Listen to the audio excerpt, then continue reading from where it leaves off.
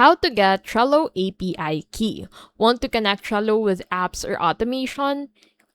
Here's how you can get your Trello API key. So first, go ahead and open up Trello, and then from here, go ahead and open another tab, and then search for trello.com/app key. That would take you here. So in here, you'll find your API keys.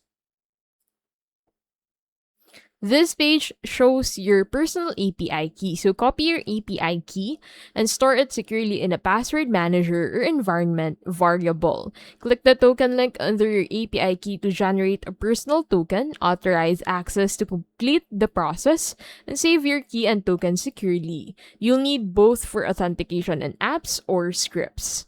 Store your key in environment variables, revoke tokens anytime from the developer page, and blur your key if you're going to show it on recordings. And that is how to get Trello API key.